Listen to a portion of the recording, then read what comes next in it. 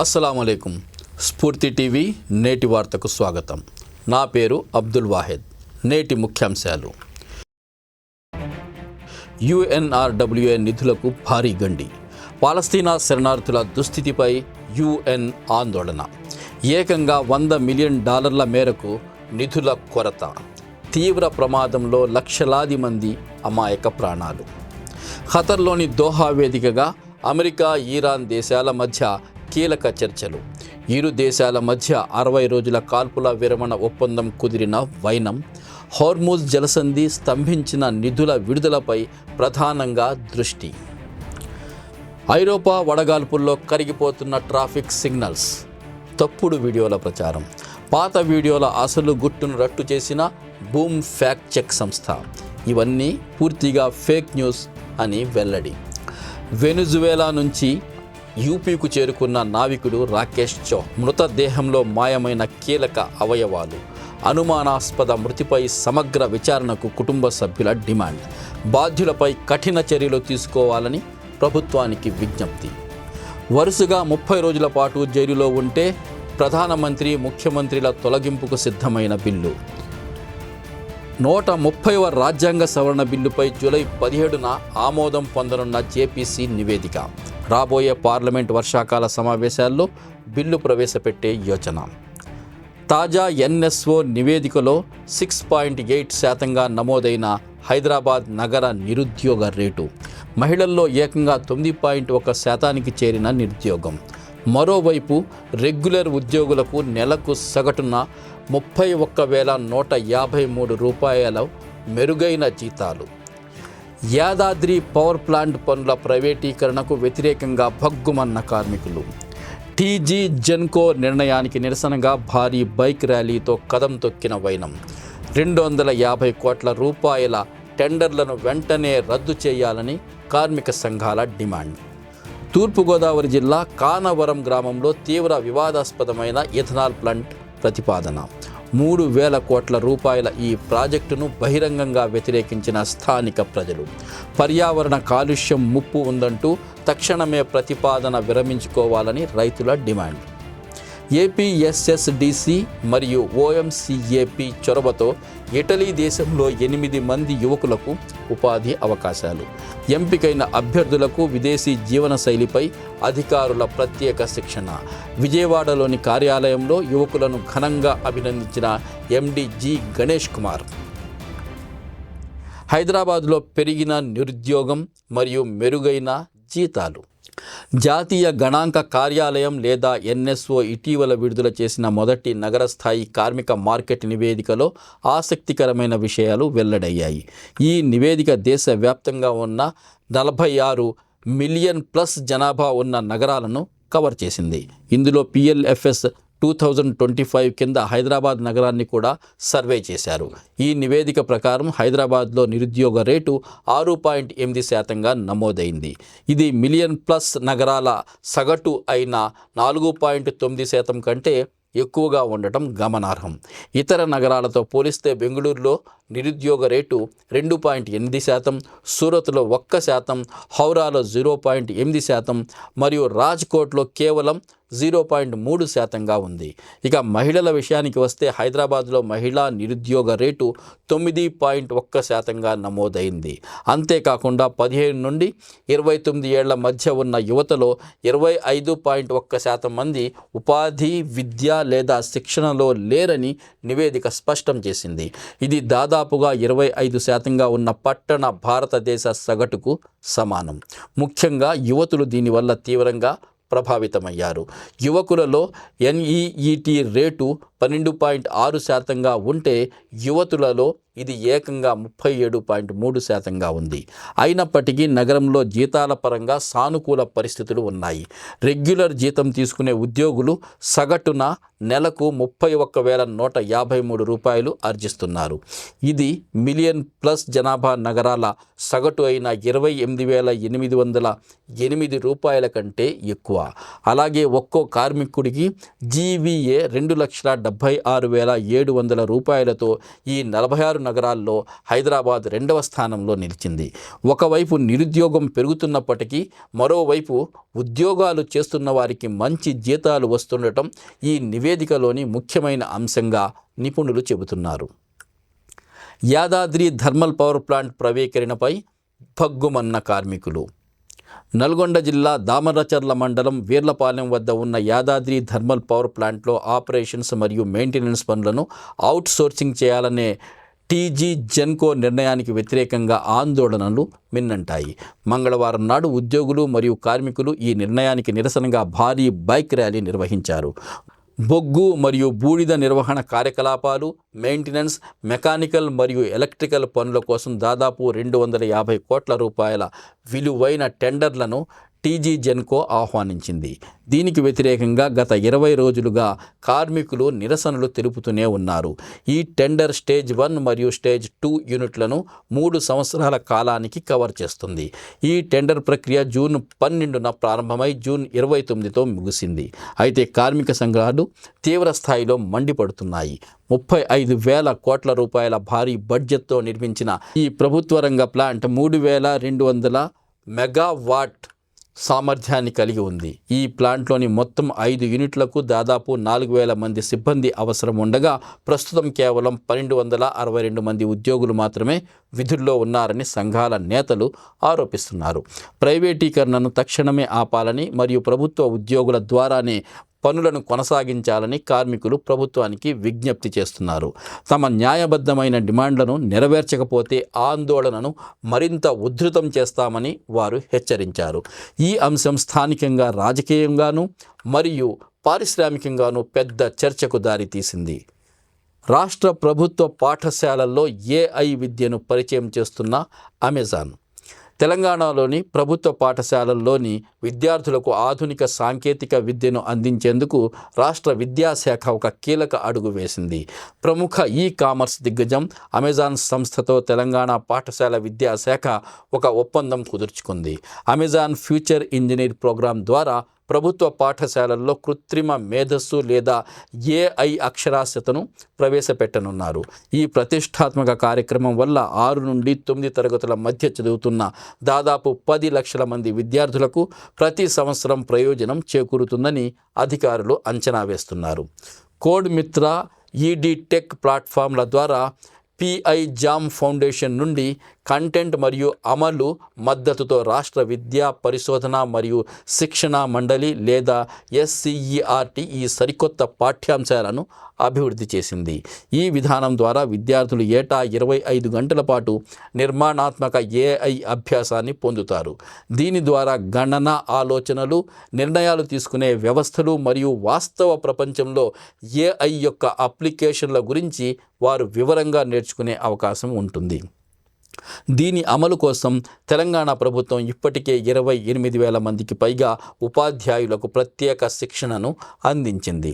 అంతేకాకుండా 93 కేజీబీవీ మరియు 152 సియుఆర్ఈ పాఠశాలలకు అమెజాన్ సంస్థ 2,000కు పైగా పునరుద్ధరించబడిన ల్యాప్టాప్లను ఉచితంగా అందించనుంది. ప్రభుత్వ పాఠశాలల్లోని విద్యార్థులు కూడా డిజిటల్ రంగంలో రాణించేందుకు ఈ కార్యక్రమం ఒక గొప్ప అవకాశంగా భావిస్తున్నారు. ఈ చొరవ గ్రామీణ విద్యార్థుల సాంకేతిక నైపుణ్యాలను పెంచడంలో ఎంతో దోహదపడుతుందని విద్యావేత్తలు హర్షం వ్యక్తం చేస్తున్నారు. డ్రోన్ టెక్నాలజీతో టీబీ పరీక్షల్లో విప్లవాత్మక మార్పులు మరియు అరుదైన శస్త్రచికిత్స. తెలంగాణలో ప్రజారోగ్య రంగంలో నూతన సాంకేతిక పరిజ్ఞానం సత్ఫలితాలను ఇస్తుంది. గ్రామీణ ప్రాంతాల్లో క్షయ లేదా టీబీ రోగుల ఖర్చులను భారీగా తగ్గించేందుకు డ్రోన్ రవాణా ఎంతగానో ఉపయోగపడుతుందని తాజా అధ్యయనంలో తేలింది. యాదాద్రి భువనగిరి జిల్లాలో ఎయిమ్స్, బీబీనగర్ మరియు ఐసీఎంఆర్ పరిశోధకులు సంయుక్తంగా నిర్వహించిన ఈ డ్రోన్ ప్రయోగం ఘన విజయం సాధించింది. ఈ టెక్నాలజీ వల్ల టీబీ రోగులకు అయ్యే సొంత ఖర్చు 9,451 రూపాయల నుండి కేవలం ₹90.90 తగ్గిందని అధ్యయనంలో గుర్తించారు. ఐసీఎంఆర్ ఐ డ్రోన్ ప్రాజెక్టు కింద మొత్తం 840 మందిని పరిశీలించారు. రోడ్డు రవాణా దశలో 206 మందిని మరియు డ్రోన్ రవాణా దశలో 634 మందిని విశ్లేషించారు. ఈ డ్రోన్లు గ్రామీణ కేంద్రాల నుండి డయాగ్నోస్టిక్ హబ్లకు నమూనాలను మరియు మందులను చేరవేయడం వల్ల ఫలితాలు వచ్చే సగటు సమయం 15 రోజుల నుండి 5 రోజులకు పడిపోయింది. మరోవైపు హైదరాబాద్లోని ఉస్మానియా జనరల్ హాస్పిటల్ లేదా OGHలో వైద్యులు ఒక అరుదైన శస్త్రచికిత్సను దిగ్విజయంగా పూర్తి చేశారు. డాక్టర్ CH మధుసూదన్ నేతృత్వంలోని వైద్య బృందం సిరిసిల్లాకు చెందిన 30 ఏళ్ల ఇంజనీర్కు తెలంగాణ ప్రభుత్వ ఆసుపత్రుల్లోనే మొట్టమొదటి 5 అవయవాల మార్పిడి శస్త్రచికిత్సను విజయవంతంగా నిర్వహించింది. దాదాపు 36 గంటల పాటు సాగిన ఈ కష్టమైన సర్జరీలో పొట్ట, డ్యూయోడినం, ప్యాంక్రియాస్, చిన్న ప్రేగు మరియు కుడి కొలన్లను విజయవంతంగా మార్చారు. ఈ శస్త్రచికిత్సను ఆరోగ్యశ్రీ పథకం కింద పూర్తిగా ఉచితంగా చేయడం సామాన్యులకు ఒక వరంగా మారింది. తెలంగాణలో వేగవంతమైన ఓటర్ల నమోదు ప్రక్రియ మరియు SIR డ్రైవ్. తెలంగాణ రాష్ట్ర వ్యాప్తంగా నకిలీ ఓటర్ల ఏరివేత మరియు అర్హులైన పౌరుల నమోదు కోసం ఎన్నికల సంఘం ప్రతిష్టాత్మకంగా చేపట్టిన SIR 2026 డ్రైవ్ ముమ్మరంగా సాగుతుంది. మంగళవారం మధ్యాహ్నం నాటికి కేవలం 6 రోజుల్లోనే రాష్ట్ర వ్యాప్తంగా 2,232,055 ఓటరు ఎన్యూమరేషన్ ఫారాలను అధికారులు పంపిణీ చేశారు. దీని ద్వారా ఏకంగా 59.81% ఓటర్లను చేరుకోవడం విశేషం. ఈ కార్యక్రమం తీరును పర్యవేక్షించేందుకు అదనపు ముఖ్య ఎన్నికల అధికారి వాసం వెంకటేశ్వర రెడ్డి స్వయంగా పలు పోలింగ్ కేంద్రాలను తనిఖీ చేశారు. కార్వాన్లోని 10 మరియు 26 అలాగే చార్మినార్లోని 166 మరియు 169 పోలింగ్ కేంద్రాల్లో జరుగుతున్న పంపిణీ ప్రక్రియను ఆయన అడిగి తెలుసుకున్నారు. BLOలకు అవసరమైన మద్దతు ఇవ్వాలని మరియు ప్రక్రియలో ఎలాంటి జాప్యం జరగకుండా చూడాలని CEO సి సుదర్శన్ రెడ్డి అధికారులను ఆదేశించారు. నిబంధనలను అతిక్రమిస్తే కఠినమైన చట్టపరమైన చర్యలు తీసుకుంటామని ఆయన హెచ్చరించారు. ఈ ప్రక్రియ సాఫీగా సాగేందుకు రాష్ట్ర వ్యాప్తంగా DEO, ERO మరియు AERO కార్యాలయాల్లో 1035 సహాయక కేంద్రాలను ఏర్పాటు చేశారు. BLOలకు అందించిన కిట్లలో ఫారం 6, ఫారం 7, ఫారం 8 డిక్లరేషన్ ఫారాలు మరియు రెయిన్ కోట్లు ఉన్నాయి. ఈ నెల జూలై 24 నాటికి సమర్పించిన ఫారాలను జూలై 31న విడుదల చేయబోయే ముసాయిదా జాబితా కోసం పరిగణనలోకి తీసుకోనున్నారు. ఆ తర్వాత ఆగస్టు 30 వరకు అభ్యంతరాల స్వీకరణ జరుగుతుంది. చివరికి అక్టోబర్ 1న తుది ఓటర్ల జాబితాను అధికారికంగా విడుదల చేయనున్నారు. తూర్పుగోదావరిలో ప్రతిపాదిత ఇథనాల్ ప్లాంట్ను వ్యతిరేకించిన స్థానికులు. ఆంధ్రప్రదేశ్లోని తూర్పుగోదావరి జిల్లా రాజానగరం మండలం కానవరం గ్రామంలో ప్రతిపాదించిన ఇథనాల్ డిస్టిలరీ మరియు పవర్ ప్లాంట్కు వ్యతిరేకంగా స్థానికులు భగ్గుమన్నారు. మంగళవారం జరిగిన ప్రజాభిప్రాయ సేకరణలో ప్రజలు ఈ ప్రాజెక్టు పట్ల తీవ్ర వ్యతిరేకత వ్యక్తం చేశారు. సుమారు 300 కోట్ల రూపాయల బడ్జెట్తో నిర్మించతలపెట్టిన ఈ ప్రాజెక్టుకు సంబంధించి రాజమహేంద్రవరం RDO ఆర్ శివరాముడు మరియు కాలుష్య నియంత్రణ మండలి సంయుక్త ఇంజనీర్ S నాయక్ అధ్యక్షతన ఈ ప్రజాభిప్రాయ సేకరణ సభ జరిగింది. ఈ ప్రాజెక్టు వల్ల దాదాపు 300 మంది యువతకు ఉపాధి అవకాశాలు లభిస్తాయని కంపెనీ ప్రతినిధులు వివరించినప్పటికీ ప్రజలు శాంతించలేదు. ఈ ప్లాంట్ వల్ల భయంకరమైన వాయు కాలుష్యం మరియు భూగర్భ జలాల కాలుష్యం ఏర్పడుతుందని స్థానిక రైతు వి సరభరాజు హెచ్చరించారు.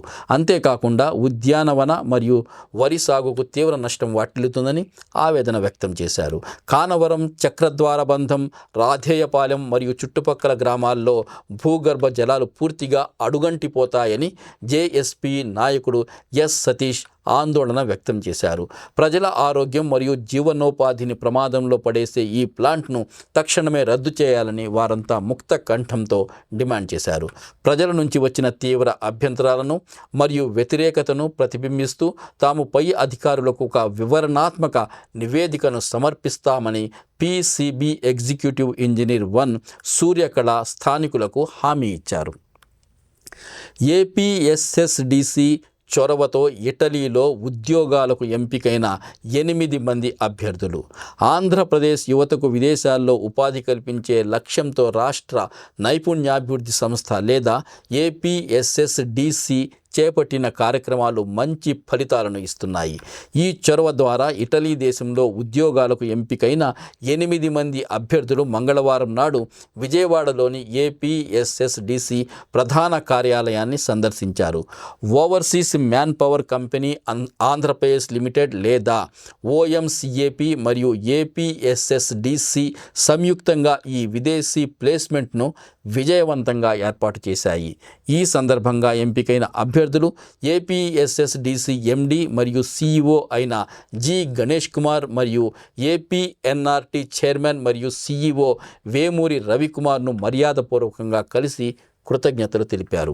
అభ్యర్థులు ఇటలీకి వెళ్ళడానికి ముందు వారికి ఓఎంసీఏపీ ఆధ్వర్యంలో ఒక ప్రత్యేకమైన ప్రీ డిపార్చర్ ఓరియంటేషన్ ట్రైనింగ్ను నిర్వహించారు.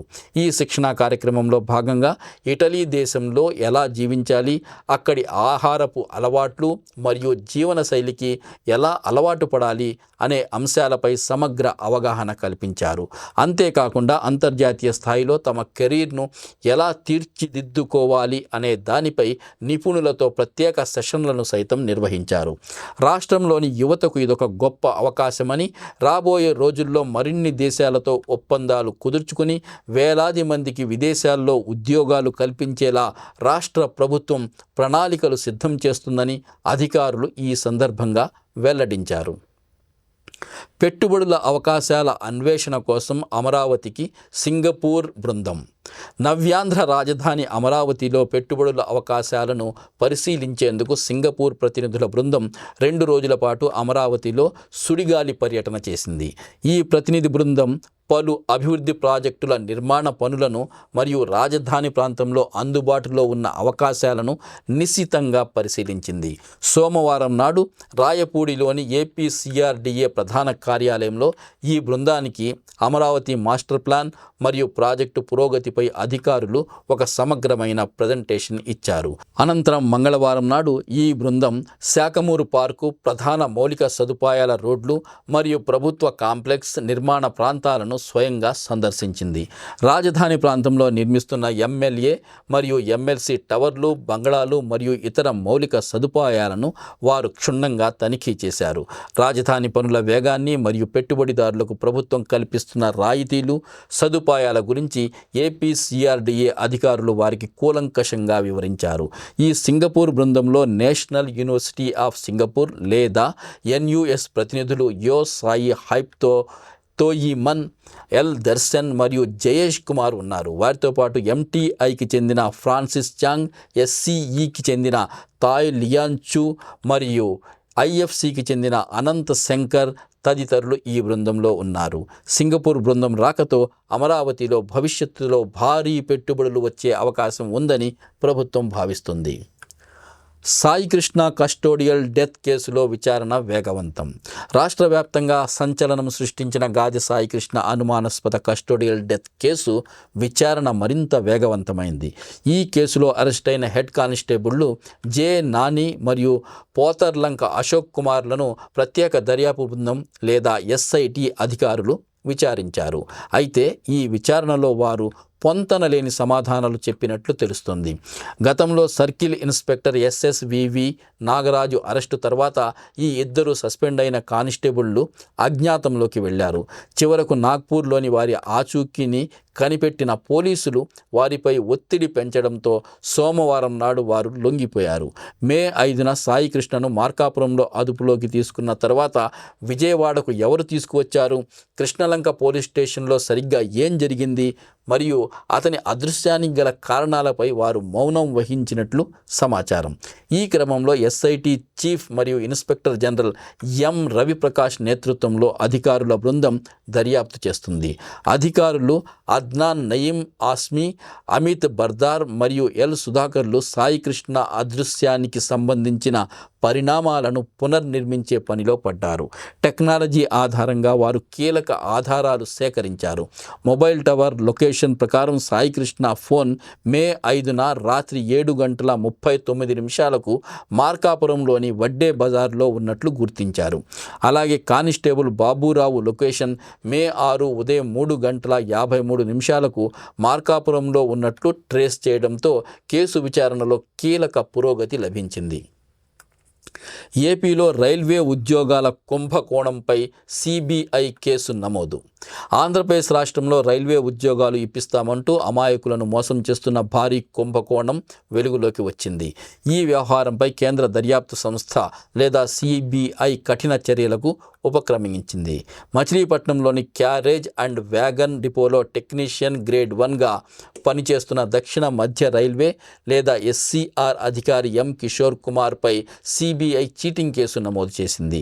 పశ్చిమ గోదావరి జిల్లా జక్కరం గ్రామానికి చెందిన కునథరాజు నాగపద్మ అనే మహిళ ఇచ్చిన ఫిర్యాదు మేరకు ఈ కేసు నమోదైంది. రైల్వే శాఖలో తనకు మరియు తన కుమారుడికి ఉద్యోగాలు ఇప్పిస్తానని చెప్పి సదరు అధికారి 20 లక్షల రూపాయలు వసూలు చేశాడని ఆమె ఫిర్యాదులో పేర్కొన్నారు. నాగపద్మకు రిజర్వేషన్ కౌంటర్లో ఆఫీస్ స్టాఫ్ ఉద్యోగం, ఆమె కుమారుడు అచ్యుత వర్మకు రైల్వే టికెట్ కలెక్టర్ పోస్టు ఇప్పిస్తానని కిషోర్ కుమార్ నమ్మబలికాడు.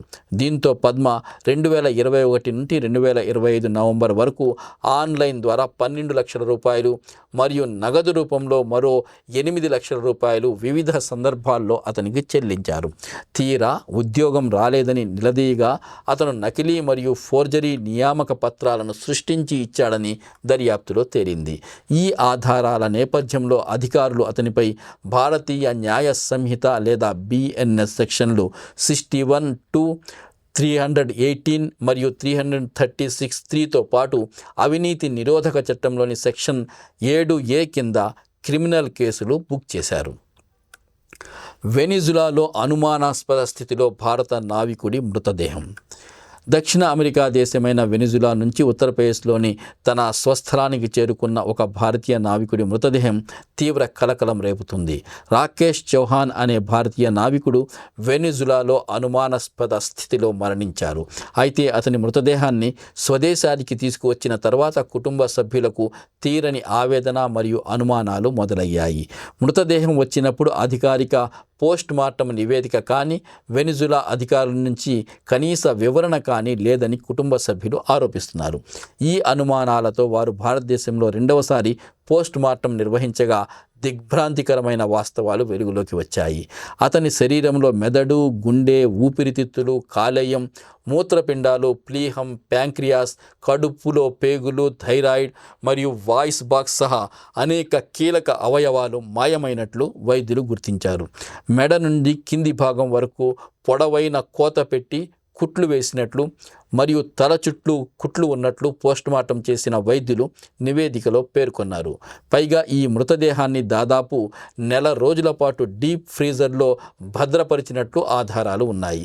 ఈ దారుణ ఘటనపై భారత ప్రభుత్వం తక్షణమే స్పందించాలని మరియు దౌత్యపరమైన జోక్యంతో పూర్తి పోస్టుమార్టం నివేదికను తెప్పించాలని కుటుంబ సభ్యులు కోరుతున్నారు. బాధ్యులపై కఠిన చర్యలు తీసుకోవడంతో పాటు తమకు తగిన న్యాయం మరియు పరిహారం అందించాలని వారు డిమాండ్ చేస్తున్నారు. మంత్రుల తొలగింపుకు సంబంధించిన రాజ్యాంగ సవరణ బిల్లుకు లైన్ క్లియర్. దేశ రాజకీయాల్లో కీలక మార్పులు తీసుకువచ్చే ఒక సంచలనాత్మక బిల్లుకు మార్గం సుగమం అవుతుంది. వరుసగా 30 రోజుల పాటు అరెస్టు అయి జైలులో నిర్బంధంలో ఉన్న ప్రధానమంత్రి లేదా ముఖ్యమంత్రులు లేదా మంత్రులను పదవి నుంచి తొలగించే ప్రతిపాదనతో కూడిన 130వ రాజ్యాంగ సవరణ బిల్లు త్వరలోనే చట్టరూపం దాల్చే అవకాశం ఉంది. ఈ బిల్లును క్షుణ్ణంగా పరిశీలిస్తున్న జాయింట్ పార్లమెంటరీ కమిటీ లేదా జేపీసీ తన నివేదికను జూలై 17న అధికారికంగా ఆమోదించే అవకాశం ఉన్నట్లు విశ్వసనీయ వర్గాల సమాచారం. తీవ్రమైన క్రిమినల్ కేసుల్లో అరెస్టైన ప్రజాప్రతినిధులకు ఈ చట్టం వర్తిస్తుంది. కేంద్ర హోంమంత్రి అమిత్ షా 2025 ఆగస్టు నెలలో ఈ సంచలన బిల్లును పార్లమెంటులో ప్రవేశపెట్టారు. దీనిపై లోతైన అధ్యయనం కోసం ఎంపీ అపరాజిత సారంగి నేతృత్వంలో 31 మంది సభ్యులతో కూడిన జేపీసీని ప్రభుత్వం ఏర్పాటు చేసింది. అయితే అధికార పార్టీ సభ్యుల సంఖ్య ఎక్కువగా ఉండటం వల్ల ప్రతిపక్షాలు అభ్యంతరాలను పట్టించుకోరని ఆరోపిస్తూ కాంగ్రెస్ సహా ఇండియా కూటమిలోని సభ్యులు ఈ జేపీసీ సమావేశాలను బహిష్కరించారు. జూలై 20వ తేదీ చుట్టుపక్కల ప్రారంభం కానున్న పార్లమెంట్ వర్షాకాల సమావేశాల్లో కేంద్ర ప్రభుత్వం ఈ బిల్లును సభ ముందుకు తీసుకురానున్నట్లు తెలుస్తుంది. అయితే ఈ చట్టాన్ని రాజకీయ ప్రత్యర్థులపై దుర్వినియోగం చేయకుండా ఉండేందుకు మరియు కేవలం తీవ్రమైన నేరాలకు మాత్రమే ఇది వర్తించేలా కమిటీ పలు రక్షణలను సిఫార్సు చేసే అవకాశం ఉందని రాజకీయ వర్గాలు భావిస్తున్నాయి. ఐరోపాలో వడగాల్పులపై ఫేక్ వీడియోల భాగోతాన్ని బయటపెట్టిన బూమ్ ఫ్యాక్ట్ చెక్. ఐరోపా ఖండంలో ప్రస్తుతం ఉష్ణోగ్రతలు అనూహ్యంగా పెరిగిపోతున్న నేపథ్యంలో సోషల్ మీడియాలో అనేక తప్పుడు వీడియోలు వైరల్ అవుతున్నాయి. ముఖ్యంగా ట్రాఫిక్ సిగ్నల్స్ కరిగిపోతున్నాయని మరియు అరటి చెట్ల నుంచి పండ్లు రాలిపోతున్నాయని చూపిస్తున్న పాత వీడియోలను ఐరోపా వడగాల్పులకు ముడిపెడుతూ కొంతమంది విస్తృతంగా షేర్ చేస్తున్నారు. జూన్ 28న ఐరోపాలోని పలు ప్రాంతాల్లో ఉష్ణోగ్రతలు 40 డిగ్రీల సెల్సియస్ను తాకిన మాట వాస్తవమే అయినప్పటికీ ఈ వీడియోలకు మరియు ప్రస్తుత వాతావరణానికి ఎలాంటి సంబంధం లేదని ప్రముఖ వాస్తవ నిర్ధారణ సంస్థ బూమ్ ఫ్యాక్ట్ చెక్ స్పష్టం చేసింది. ఈ వీడియోల అసలు గుట్టును వారు సాక్ష్యాలతో సహా బయటపెట్టారు. ధ్వంసమైన ట్రాఫిక్ లైట్కు సంబంధించిన ఒక వీడియో ఇటలీలోని వెరోనా నగరానికి చెందినదిగా వారు తేల్చారు.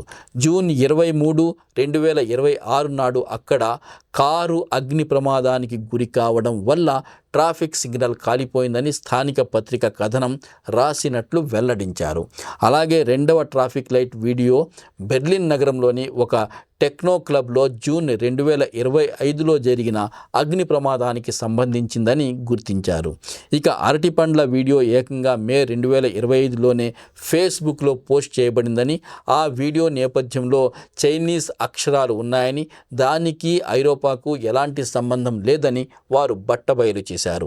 ఇలాంటి ఫేక్ న్యూస్ను ప్రజలు నమ్మవద్దని మరియు ఫార్వర్డ్ చేయవద్దని అధికారులు హెచ్చరిస్తున్నారు. పాలస్తీనా శరణార్థుల దుస్థితిపై తీవ్ర ఆందోళన వ్యక్తం చేసిన యుఎన్ చీఫ్, పాలస్తీనా శరణార్థుల కోసం పనిచేస్తున్న ఐక్యరాజ్య సమితి రిలీఫ్ అండ్ వర్క్స్ ఏజెన్సీ లేదా UNRWAకు నిధుల కొరత ఏర్పడటంలో లక్షలాది మంది ప్రజల భవిష్యత్తు ప్రమాదంలో పడింది. ఈ నేపథ్యంలో ఐక్యరాజ్య సమితి సెక్రటరీ జనరల్ ఆంటోనియో గుటెర్రెస్ తీవ్ర ఆందోళన వ్యక్తం చేశారు. UNRWకు తక్షణమే $100 మిలియన్ నిధుల లోటును పూడ్చాలని ఆయన ప్రపంచ దేశాలను మరియు దాతలను అభ్యర్థించారు. మంగళవారం జరిగిన ఒక కీలకమైన డోనర్ కాన్ఫరెన్స్లో గుటెర్రెస్ మాట్లాడుతూ, నిధులు లేకపోతే లక్షలాది మంది పాలస్తీనా శరణార్థుల భద్రత మరియు సంక్షేమం పెను ప్రమాదంలో పడుతుందని హెచ్చరించారు. UNRWA సంస్థ ప్రస్తుతం గాజా, ఆక్రమిత వెస్ట్ బ్యాంక్, తూర్పు జెరూసలేం, లెబనాన్, జోర్డన్, సిరియా దేశాల్లోని శరణార్థులకు అత్యవసర సాయం, పాఠశాల విద్య, ఆరోగ్య సంరక్షణ మరియు ఆశ్రయం వంటి సేవలను అందిస్తుంది. ఈ సంస్థ ఏకంగా 2.6 మిలియన్ల మంది పాలస్తీనా శరణార్థులకు అండగా నిలుస్తోంది. అయితే సరైన నిధులు అందకపోవడం వల్ల సంస్థ తన కార్యకలాపాలను తప్పనిసరి పరిస్థితుల్లో తగ్గించుకోవాల్సి వచ్చింది. అక్టోబర్ 2023 నుండి గాజాలో ఇజ్రాయెల్ జరిపిన దాడుల్లో ఏకంగా 390 మంది UNRWA సిబ్బంది ప్రాణాలు కోల్పోయారని గుటెర్రెస్ ఆవేదన వ్యక్తం చేశారు. ఏజెన్సీపై ఉద్దేశపూర్వకంగా తప్పుడు ప్రచారాలు చేయడం, చట్టపరమైన ఆంక్షలు విధించడం, ఆపరేషనల్ అడ్డంకులు సృష్టించడాన్ని ఆయన ఈ సందర్భంగా తీవ్రంగా ఖండించారు. కాల్పుల విరమణ పొడిగింపు మరియు అమెరికా, ఇరాన్ దేశాల మధ్య కీలక చర్చలు. అంతర్జాతీయ స్థాయిలో ఎంతో ఉత్కంఠ రేపుతున్న అమెరికా, ఇరాన్ దేశాల మధ్య కీలకమైన చర్చలు కొనసాగుతున్నాయి. ఖతార్ ప్రధానమంత్రి మరియు విదేశాంగ మంత్రి Sheikh Mohammed bin Abdul Rahman bin Jassim Al Thani ఇటీవల దోహా నగరంలో అమెరికా ప్రతినిధులు స్టీవ్ విట్కాఫ్ మరియు జారెడ్ కుష్నర్లతో ప్రత్యేకంగా సమావేశమయ్యారు. వాస్తవానికి అమెరికా, ఇరాన్ దేశాలు జూన్ 17న తమ కాల్పుల విరమణను మరో 60 రోజుల పాటు పొడిగిస్తూ ఒక అవగాహన ఒప్పందం లేదా MOUపై సంతకాలు చేశాయి. హార్ముజ్ జలసంధి వివాదం, స్తంభింపజేసిన ఇరాన్ నిధులు, ఆంక్షల సడలింపు మరియు ఇరాన్ అణు కార్యక్రమం వంటి అనేక సంక్లిష్టమైన సమస్యలపై ఇరు దేశాలు ఈ ఒప్పందం ద్వారా చర్చలు జరుపుతున్నాయి. అయితే ఇరాన్పై అమెరికా ఇటీవల బాంబు దాడులు చేయడం మరియు కువైట్, బహ్రెయిన్లలోని అమెరికా సైనిక స్థావరాలపై ఇరాన్ దాడులు చేయడంతో పాటు లెబనాన్లో ఇస్రాయిల్ దాడులు కొనసాగుతుండటంతో మధ్యప్రాచ్యంలో మరోసారి ఉద్రిక్తతలు చెలరేగాయి. చర్చలు విజయవంతం కావాలనే వాషింగ్టన్ కోరుకుంటుందని అమెరికా ఉపాధ్యక్షుడు జేడీ వ్యాన్స్ స్పష్టం చేశారు. అయితే హార్ముజ్ జలసంధిలో షిప్పింగ్పై ఇరాన్ దాడి చేస్తే మాత్రం అమెరికా సైనిక ప్రతిఘటనను ఎదుర్కోవాల్సి ఉంటుందని ఆయన గట్టిగా హెచ్చరించారు. మరోవైపు అమెరికాతో నేరుగా చర్చలు జరుపుతున్నామన్న వార్తలను ఇరాన్ ఖండించింది. ఖతర్ ద్వారా పరోక్షంగా మాత్రమే తాము చర్చలు జరుపుతామని స్పష్టం చేసింది. మొదటి దశలో స్తంభింపజేసిన $6 బిలియన్ నిధులను విడుదల చేయాలని ఇరాన్ గట్టిగా కోరుతోంది. ఇవి నేటి వార్తలు. రేపు మళ్ళీ ఇదే సమయానికి తిరిగి కలుసుకుందాం. అంతవరకు సెలవు.